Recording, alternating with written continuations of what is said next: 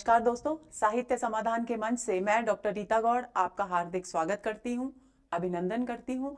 दोस्तों, पिछले सत्रों से हम काफी हिंदी साहित्य के इतिहास पर बात करते चले आ रहे हैं और आज 17वें सत्र में हम गद्य की विधाएं जो हमने पिछले सत्र से शुरू की थी, पिछले सत्र में हमने नाटक के उद्भव और विकास पर आधारित महत्वपूर्ण प्रश्नों पर बात की थी और वो प्रश्न कुछ इस तरीके से बनाए गए थे और उनका कुछ ऐसा चयन किया गया था ताकि नाटक की मूल विषय वस्तु, उसके उद्भव विकास से संबंधित सभी महत्वपूर्ण तथ्य आपके हृदय में अच्छी तरह से जम जाएं, बैठ जाएं।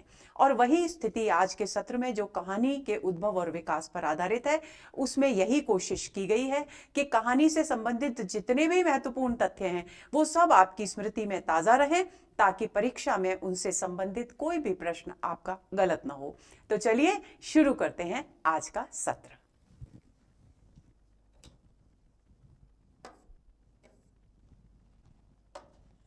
आज के सत्र का सबसे पहला प्रश्न है दोस्तों, इंदुमती कहानी के लेखक हैं। इंदुमती प्रारंभिक दौर की कहानियों में से एक है और उसके विषय में हमें जानकारी होनी चाहिए। और ऑप्शंस दिए गए हैं मास्टर भगवान दास, बी किशोरी लाल गोस्वामी, सी आचार्य रामचंद्र शुक्ल या इनमें से कोई नहीं। तो दोस्तों, बी विकल्प इस प्रश्न का सही उत्तर है। किशोरी लाल गोस्वामी ने दो महत्वपूर्ण कहानियां लिखी, एक तो प्रणयिनी परिणय और दूसरा इंदुमती। प्रणयिनी परिणय 1887 ईस्वी की रचना मानी जाती है और इंदुमती 1900 के लगभग की रचना मानी जाती है।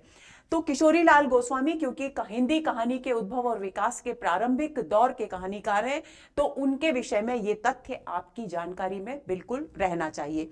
आचार्य रामचंद्र शुक्ल, जिन्हें हम एक महान इतिहासकार के रूप में जानते हैं, जिन्होंने हिंदी साहित्य के इतिहास को एक नई आधारशिला, एक व्यवस्थित स्वरूप प्रदान किया, और उनकी भी एक कहानी प्रारंभिक दौर की कहानियों में शामिल की जाती है जिसका नाम है 11 वर्ष का समय। और जहां तक सवाल है मास्टर भगवान दास का, मास्टर भगवान दास मूलतः कहानीकार नहीं थे, वे बहुत बड़े विद्वान हुए और भारत रत्न से भी उन्हें सम्मानित किया गया। Central Hindu college, central Hindu Vidyapeeth की स्थापना उन्होंने काशी में एनी बेसेंट के साथ मिलकर के की थी, जिसे बाद में BHU यानी बनारस हिंदू यूनिवर्सिटी में विलय कर दिया गया मदन मोहन मालवीय के सहयोग से। तो उनका संबंध कहानी लेखन से नहीं है, यद्यपि वे एक बहुत महत्वपूर्ण विद्वान रहे हैं। तो यह तथ्य आपको जानकारी में होना चाहिए। तो प्रश्न का सही उत्तर हुआ बी। अगला प्रश्न, अपने जीवन काल में सिर्फ 3 कहानियों की रचना कर हिंदी कथा साहित्य में अपनी अमिट पहचान बनाने वाले रचनाकार का नाम है। बहुत ही महत्वपूर्ण प्रश्न है दोस्तों। विकल्प है इलाचंद जोशी, चंद्रधर शर्मा गुलेरी, अज्ञेय या इनमें से कोई नहीं। ये तीनों ही बहुत ही महत्वपूर्ण कथाकार हुए हैं। इलाचंद जोशी के बहुत श्रेष्ठ उत्कृष्ट उपन्यास हमारे सामने आते हैं, लेकिन इस प्रश्न का सही उत्तर है दोस्तों चंद्रधर शर्मा गुलेरी। चंद्रधर शर्मा गुलेरी ने 3 ही कहानियां लिखी जो कि हमें महत्वपूर्ण स्रोतों से ज्ञात होती हैं, सुखमय जीवन, बुद्धू का कांटा और उसने कहा था, तो अक्सर परीक्षाओं के पाठ्यक्रम में निर्धारित होती ही है। तो बी विकल्प इस प्रश्न का सही उत्तर है। आगे चलते हैं। तीसरा प्रश्न, निम्नलिखित में से किस कहानी के लेखक प्रेमचंद नहीं है? ए बड़े घर की बेटी, बी मिस पद्मा, सी ठाकुर का कुआं और डी छोटा जादूगर। दोस्तों, बड़े घर की बेटी प्रेमचंद की बहुत ही प्रसिद्ध कहानी है। ठाकुर का कुआं भी प्रेमचंद की बहुत प्रसिद्ध कहानी है। मिस पद्मा भी उनकी ही कहानी है, यानी प्रेमचंद की लिखी हुई कहानी है दोस्तों। और इस कहानी के विषय में इसलिए बहुत अधिक चर्चित नहीं है, लेकिन है ये प्रेमचंद की लिखी हुई कहानी। और इस कहानी के विषय में एक अद्भुत बात मैं आपको बताना चाहूंगी कि ये कहानी आजकल वर्तमान में जो एक लिव इन रिलेशनशिप चल रही है, उस कहानी को, इस कहानी में उस दौर में प्रेमचंद ने लिव इन रिलेशनशिप और उसके जो दुष्परिणाम है उनके पर चर्चा यहां पर की है। तो मिस पद्मा उनकी एक ऐसी कहानी है जिसमें हम लिव इन रिलेशनशिप की वर्तमान की जो स्थिति है उसका पूर्व रूप, प्रारंभिक रूप देख सकते हैं, जिसे उन्होंने अपने दृष्टिकोण से मूल्यांकित किया है। छोटा जादूगर प्रेमचंद की कहानी नहीं है, यह कहानी है जयशंकर प्रसाद की।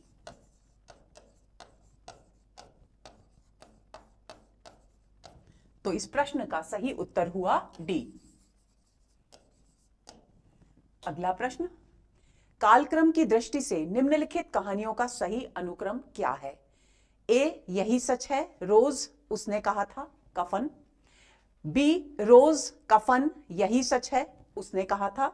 सी, उसने कहा था कफन रोज यही सच है। और डी, कफन उसने कहा था यही सच है रोज।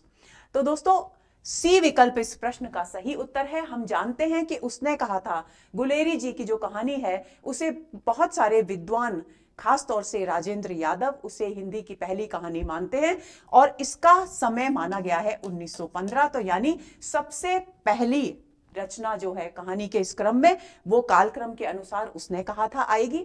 कफन प्रेमचंद की कहानी है और इसे उनकी अंतिम यथार्थवादी कहानी माना जाता है। 1936 इसका समय है। और रोज कहानी जो है वो 1942 के आसपास लिखी गई। हालांकि इसका निश्चित जो प्रकाशन वर्ष है वो हमें मिलता नहीं है, लेकिन हम अनुमान लगाते हैं क्योंकि बहुत देर से, प्रेमचंद के काफी समय बाद लेखन शुरू किया, कहानी लेखन शुरू किया अज्ञेय ने, और इसलिए रोज कालक्रम के अनुसार निश्चित रूप से अज्ञेय के बाद की ही, प्रेमचंद के बाद की ही रचना है। और यही सच है कहानी तो बहुत ही बाद की कहानी है, इसलिए इसके विषय में तो कोई द्वंद्व है ही नहीं। 1995-90 के लगभग के बीच के दौरान की ये कहानी मानी जाती है। तो अनुमानित है ये 1995, ये बिल्कुल प्रामाणिक है। हर कहानी का प्रकाशन वर्ष दोस्तों उपलब्ध नहीं होता है, इसलिए हमें कहानीकार के कालक्रम, उसका रचना काल क्या है, उसके आधार पर भी कई बार अनुमान लगाना पड़ता है। तो इस प्रश्न का सही उत्तर हुआ सी। अगला प्रश्न, इनमें से नई कहानी आंदोलन के साथ कौन कहानीकार नहीं जुड़ा था? ए, मोहन राकेश, बी, कमलेश्वर, सी, ज्ञान रंजन और डी, राजेंद्र यादव। तो दोस्तों नई कहानी आंदोलन आपको याद रखना है 1950 के बाद उदित हुआ एक आंदोलन था जिसने नई कहानी को आधुनिक जीवन की समस्याओं की अभिव्यक्ति का एक मंच बनाया। यानी कहानी विधा में आधुनिक जीवन का जो नया परिवेश था, जो बदलाव था, उसकी विसंगतियों को यहां रेखांकित किया गया। तो आपको ध्यान रखना है 1950 के बाद उदित हुई जो कहानी धारा है वो है नई कहानी आंदोलन। तो मोहन राकेश, कमलेश्वर और राजेंद्र यादव, ये तीनों नई कहानी आंदोलन से बहुत सक्रिय रूप से जुड़े रहे, लेकिन ज्ञान रंजन इससे जुड़े नहीं थे। ज्ञान रंजन साठोत्तर कहानीकार हैं जिनकी एक बहुत ही प्रसिद्ध कहानी है फेंस के इधर और उधर। तो सी विकल्प इस प्रश्न का सही उत्तर है, आंसर हुआ सी। अगला प्रश्न, कालक्रम की दृष्टि से निम्नलिखित कहानियों का सही अनुक्रम क्या है? इस तरह के प्रश्न दोस्तों अक्सर पूछे जाते हैं, तो कोई जरूरी नहीं कि हमें हर कहानी का प्रकाशन वर्ष पता ही हो, और वास्तविकता यह है, दुर्भाग्य कहेंगे हम इसे, कि हर कहानी का प्रकाशन वर्ष उपलब्ध भी नहीं होता। तो उस स्थिति में हम रचनाकार के रचना काल के आधार पर अनुमान लगाते हैं। तो पहला विकल्प है पूस की रात, पत्नी, बुद्धू का कांटा, परिंदे। दूसरा विकल्प है बुद्धू का कांटा, पूस की रात, पत्नी, परिंदे। तीसरा है पत्नी, बुद्धू का कांटा, पूस की रात, परिंदे। और चौथा है पूस की रात, परिंदे, बुद्धू का कांटा और पत्नी। तो दोस्तों बी विकल्प इस प्रश्न का सही उत्तर है। मैंने अभी शुरू में एक प्रश्न के संदर्भ में चर्चा की कि चंद्रधर शर्मा गुलेरी ने केवल 3 कहानियां लिखी, सुखमय जीवन, बुद्धू का कांटा और उसने कहा था। सुखमय जीवन उनकी कहानी जो है वो 1911 में लिखी गई, 1914 में उन्होंने बुद्धू का कांटा लिखी और उसने कहा था 1915 की कहानी है। तो जाहिर सी बात है, क्योंकि ये प्रारंभिक दौर की कहानी है, तो जिस विकल्प में बुद्धू का कांटा है वही विकल्प सही उत्तर होना चाहिए। इस तरह के हमें अपनी बुद्धि का इस्तेमाल भी करना पड़ेगा इस प्रकार के प्रश्नों में। पूस की रात प्रेमचंद की बहुत ही प्रसिद्ध कहानी है, इसका समय माना गया है 1930। और पत्नी का एग्जैक्ट प्रकाशन वर्ष हमें नहीं मिलता, जैनेन्द्र की कहानी है, लेकिन हमें यह ज्ञात होता है कहानी कोश से, गोपाल राय के कहानी कोश से, कि उन्होंने अपना कहानी लेखन 1929 में शुरू किया। तो जाहिर सी बात है 1929 में शुरू किया, तो उस स्थिति में पत्नी उनकी 1930 के बाद की ही कहानी होगी। और परिंदे निर्मल वर्मा की कहानी है, और निर्मल वर्मा नए कहानीकारों में हैं, और नई कहानी का उदय हुआ 1950 के बाद। तो जाहिर सी बात है कि पत्नी के बाद की कहानी है परिंदे। तो ये क्रम बिल्कुल सही क्रम है। तो इस प्रश्न का सही उत्तर हुआ बी। अगला प्रश्न, कालक्रम की दृष्टि से निम्नलिखित कहानियों का सही अनुक्रम क्या है? ममता, गूंगे, सुखमय जीवन, जिंदगी और जोंक। बी, सुखमय जीवन, ममता, गूंगे, जिंदगी और जोंक। सी, जिंदगी और जोंक, सुखमय जीवन, ममता, गूंगे। और डी, गूंगे, ममता, जिंदगी और जोंक, सुखमय जीवन। तो दोस्तों यहां भी वही तरीका अपनाएंगे हम। देखिए, सुखमय जीवन किसमें? सुखमय जीवन चंद्रधर शर्मा गुलेरी की प्रारंभिक कहानी, प्रथम कहानी 1911, मैंने प्रकाशन वर्ष अभी आपको बताया।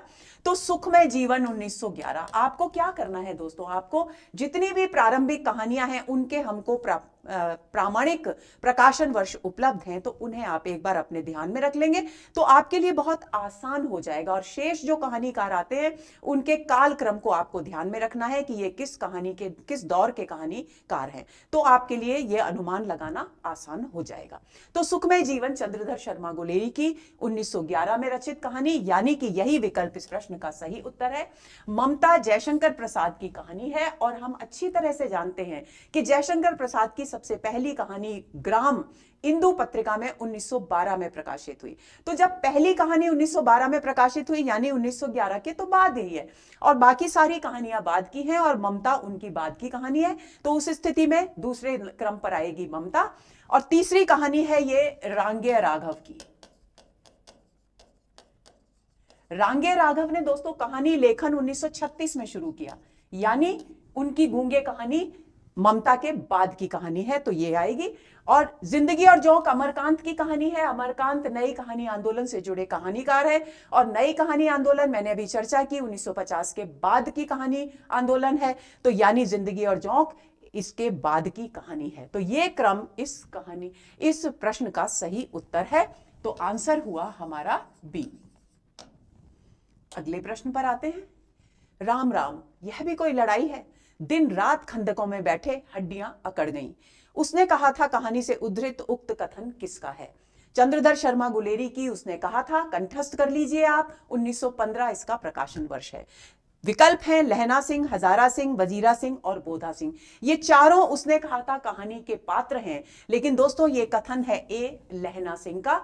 जब खंदक में वो बैठे हैं युद्ध के दौरान और बहुत ठंड है, तब लहना सिंह इस बात को कहता है। तो आंसर हुआ इस प्रश्न का ए।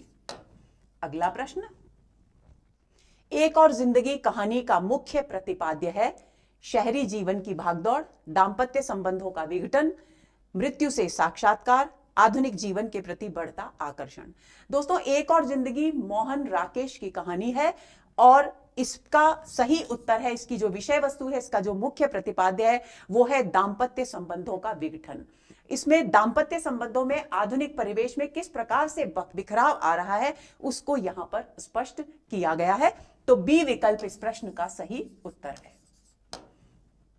अगला प्रश्न, जहां लक्ष्मी कैद है, कहानी के आधार पर बताइए कि इनमें से कौन सा कथन लक्ष्मी का नहीं है। जहां लक्ष्मी कैद है राजेंद्र यादव की एक बहुत ही प्रसिद्ध कहानी है दोस्तों, और एक लड़की जिसको बहुत अधिक बंदिश में रखा गया है उसकी अपनी वेदना को, उसकी मनस्थिति को अभिव्यक्त करने वाली कहानी है। तो इसमें 4 विकल्प दिए गए हैं, कौन सा वाक्य उस कहानी का नहीं है ये हमें बताना है। तो ए, मेरा किसी काम में मन नहीं लगता। बी, वो अपने बंदिश वाले घर से भागना चाहती है दोस्तों। तो कोई एक व्यक्ति उसके घर आता है, एक लड़का, जिसे वो पत्रिका में ये कथन लिख करके भेजती है ताकि वो उसे अपने घर से, उस कैद भरे माहौल से, घुटन भरे माहौल से मुक्ति दिला सके। तो उसी के विषय में ये कथन है। ए, मेरा किसी काम में मन नहीं लगता। बी, मैं तुम्हें प्राणों से अधिक प्यार करती हूं। सी, मुझे यहां से भगा ले चलो। डी, मैं फांसी लगाकर मर जाऊंगी। तो दोस्तों ए विकल्प इस प्रश्न का सही उत्तर है। लक्ष्मी का ये कथन नहीं है। शेष तीनों कथन वो पत्रिका में लिखती है उस लड़के तक संदेश पहुंचाने के लिए। तो ए इस प्रश्न का सही उत्तर हुआ ए। अगला प्रश्न, परिंदे कहानी के अनुसार लतिका की निराश मनस्थिति का कारण है। ए, मेजर गिरीश नेगी की असामयिक मृत्यु।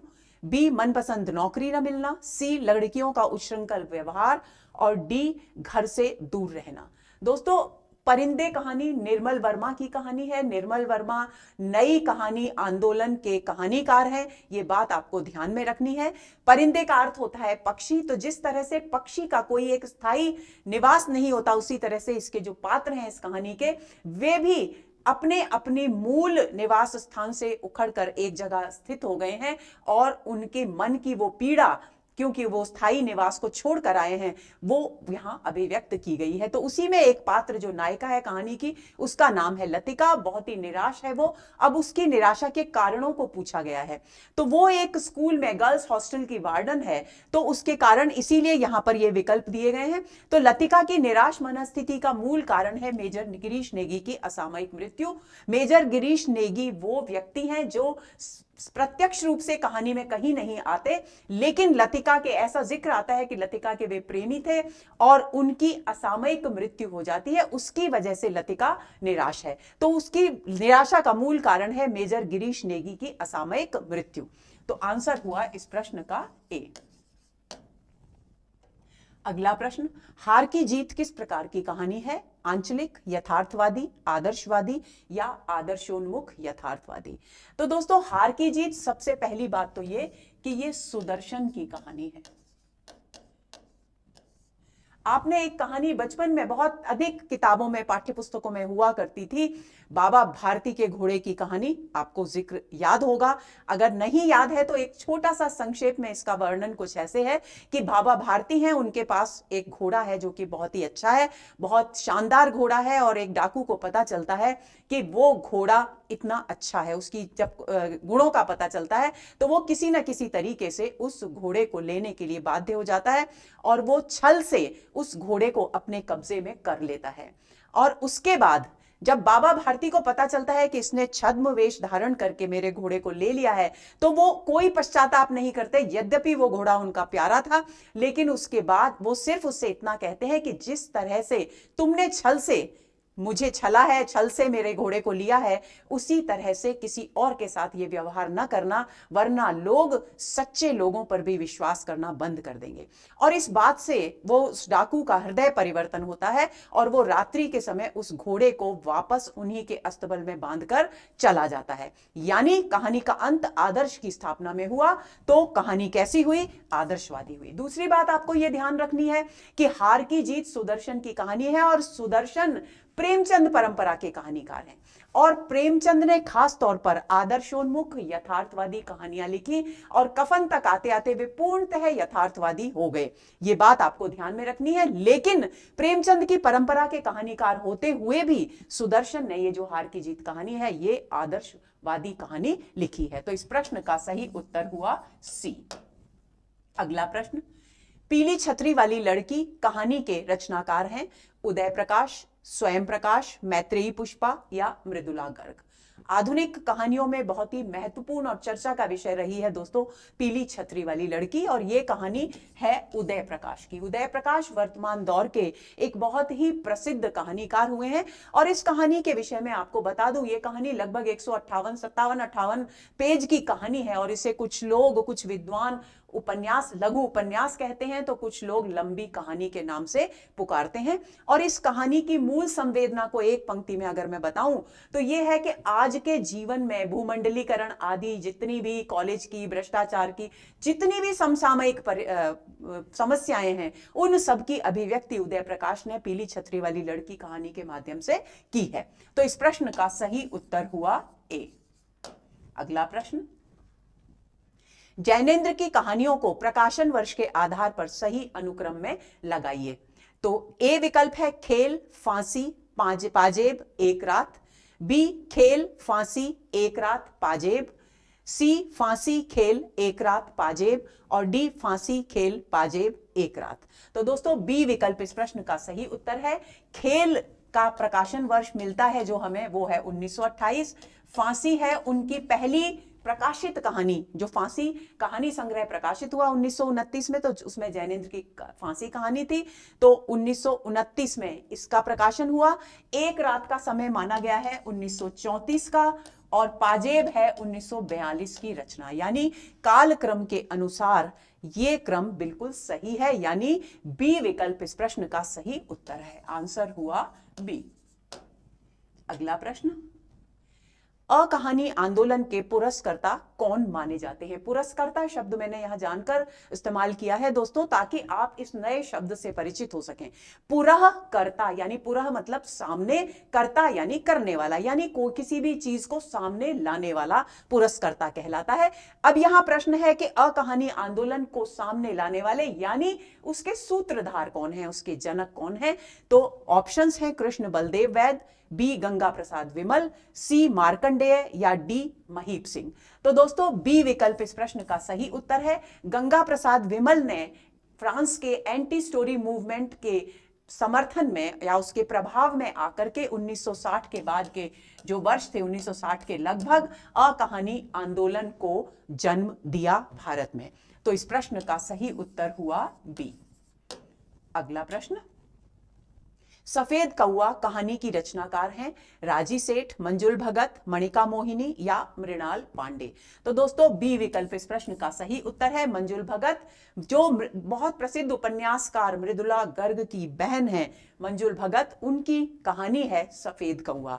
तो इस प्रश्न का सही उत्तर हुआ बी। अगला प्रश्न, डॉक्टर नगेंद्र ने हिंदी कहानी का आरंभ कब से माना है? यह बहुत ही महत्वपूर्ण प्रश्न है, हमें पता होना चाहिए। नाम यहां पर डॉक्टर नगेंद्र का अवश्य दिया गया है, लेकिन बहुत सारे और भी विद्वान ऐसे हैं, क्योंकि सबका नाम देना संभव नहीं था प्रश्न में।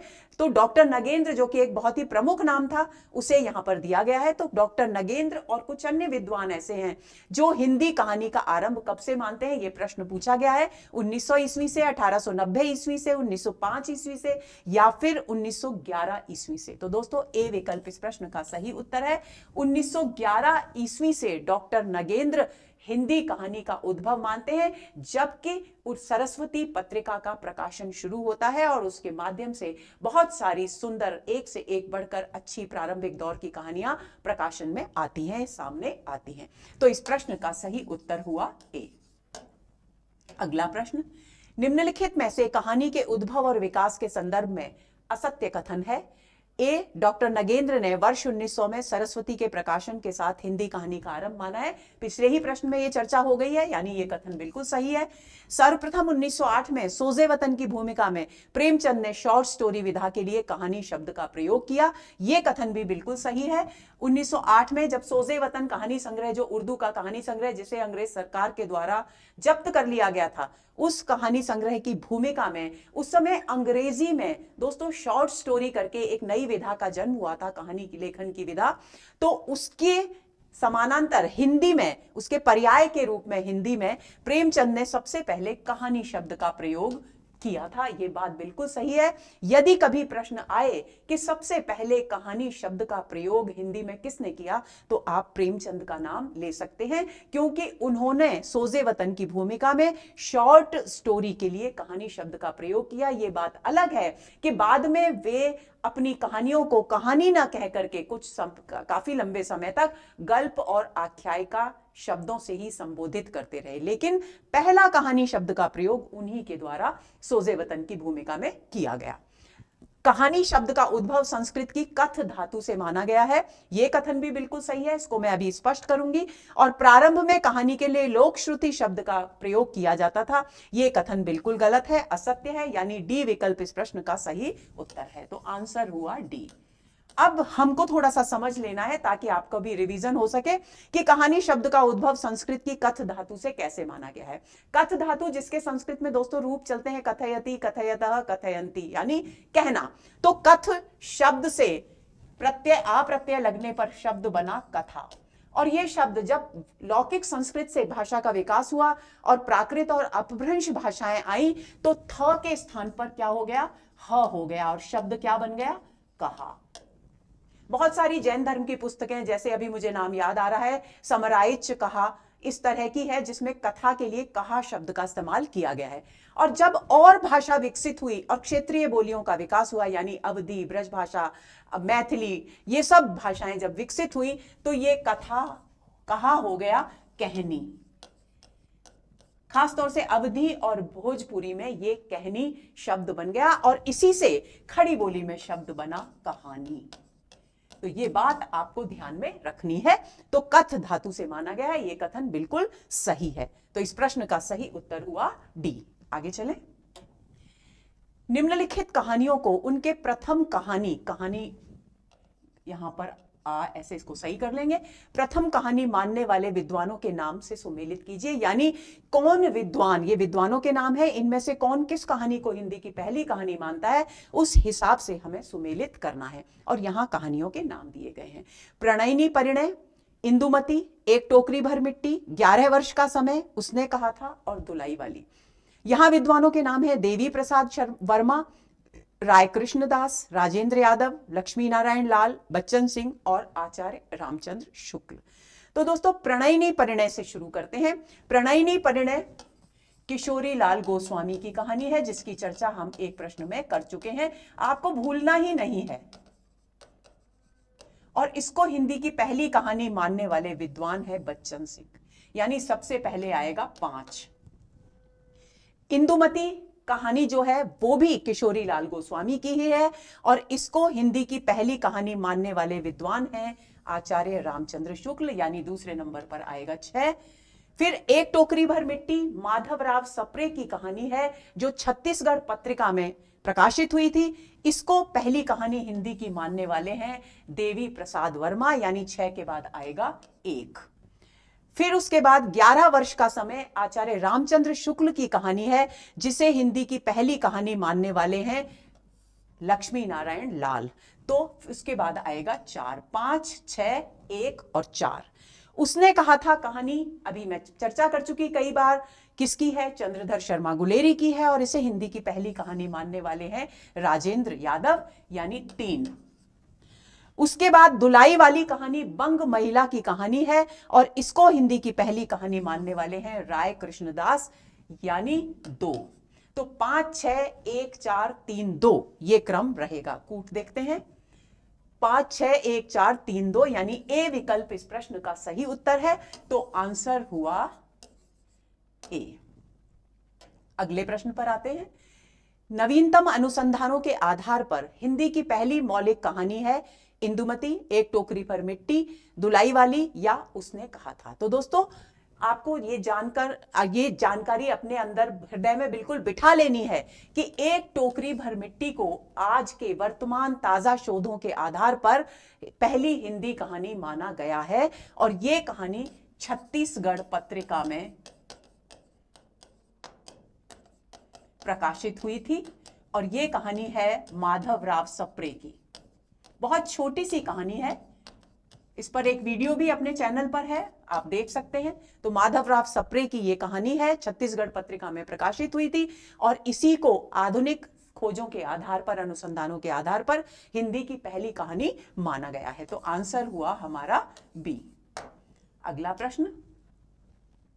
निम्नलिखित कहानी आंदोलनों को उनके सूत्रधार के साथ सुमेलित कीजिए।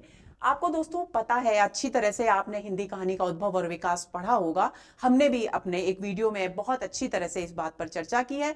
तो 1950 के बाद नई कहानी आंदोलन का उदय होता है, और 1960 के बाद यानी 60उत्तर वर्षों में कहानी के विकास की प्रक्रिया में बहुत सारे कहानी आंदोलन उत्पन्न होते हैं। उन्हीं कहानी आंदोलनों के से संबंधित है ये प्रश्न, जिसमें यहां कहानी आंदोलनों के नाम दिए गए हैं और यहां उनके सूत्रधार की चर्चा की गई है। तो अ कहानी आंदोलन, सहज कहानी, सचेतन कहानी, समांतर कहानी, समकालीन कहानी और सक्रिय कहानी, ये कहानी आंदोलन है। और हालांकि बहुत सारे कहानी आंदोलन थे, लेकिन ये कुछ प्रमुख कहानी आंदोलन है। और यहां पर सूत्रधार हैं राकेश वत्स, गंगा प्रसाद विमल, अमृत राय, राजेंद्र यादव, महीप सिंह और कमलेश्वर। तो दोस्तों अ कहानी से शुरू करते हैं। अ कहानी पर एक प्रश्न हम पहले भी कर चुके हैं, आपको याद होगा। अ कहानी आंदोलन के जनक यानी सूत्रधार हैं गंगा प्रसाद विमल, यानी सबसे पहले आएगा 2। फिर सहज कहानी के सूत्रधार हैं अमृत राय, फिर आएगा 3। सचेतन कहानी के सूत्रधार हैं महीप सिंह, फिर आएगा 5। समांतर कहानी के सूत्रधार हैं कमलेश्वर, 6। और समकालीन कहानी के सूत्रधार हैं राजेंद्र यादव, फिर आएगा 4, और सक्रिय कहानी के हैं राकेश वत्स, फिर आएगा 1। यानी उत्तर होना चाहिए 2 3 5 6 4 1। देखते हैं 2 3 5 6 4 1। 2 3 सी विकल्प इस प्रश्न का सही उत्तर है। 2 3 5 6 4 और 1, तो आंसर हुआ सी। दोस्तों ये हुआ हमारा आज का सत्र। उम्मीद करती हूं कि इन प्रश्नों से आप बहुत बहुत बहुत लाभान्वित होंगे और हिंदी कहानी के जो महत्वपूर्ण बिंदु हैं उनको हृदयंगम करने में आपको बहुत ही सहजता होगी, आसानी होगी। अगले सत्र के इंतजार में रहिए। नमस्कार।